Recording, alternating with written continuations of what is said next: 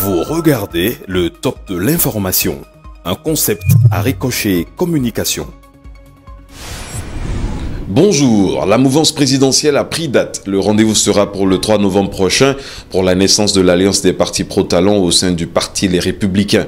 Fraternité rapporte les confidences de l'honorable Jean-Michel Abimbola en meeting ce week-end à la place du centenaire de Kétou, entouré des militants du Rassemblement national pour la démocratie dont il est le président.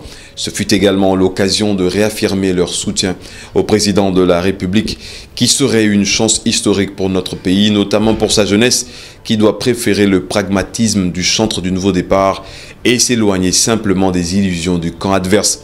Patrice Talon devrait rester serein, écrit le Béninois libéré, car la majorité des élus autour de lui se peaufinent de mieux en mieux avec le retour probable de tous les élus du bloc de la majorité parlementaire.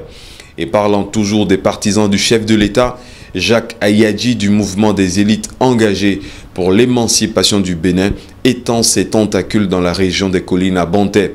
Ce dimanche 14 octobre était le jour des noces avec le mouvement Impulsion pour le Bénin du futur, pendant que les militants de la Renaissance du Bénin, El Soglo, s'entretenaient par vidéoconférence avec l'ancien maire de la ville de Cotonou en exil dans la capitale française, Paris.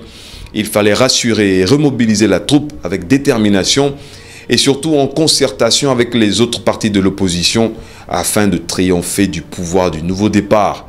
Le gouvernement de la rupture qui s'offre la une des pharaons au sujet de l'inscription dérogatoire à l'état civil.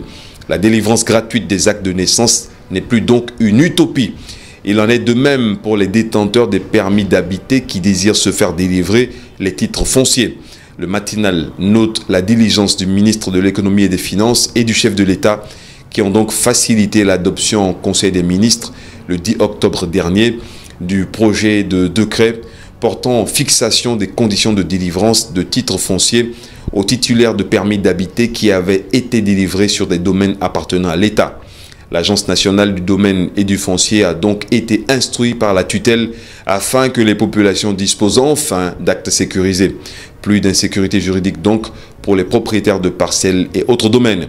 En résumé à présent à la une de l'Afrique en marche, les inquiétudes de l'agrégé des facultés de droit Barnabé Gbagbo qui affirme qu'avec la Cour de répression des infractions économiques et du terrorisme, notre pays, le Bénin, glisse de plus en plus dans un état de non-droit.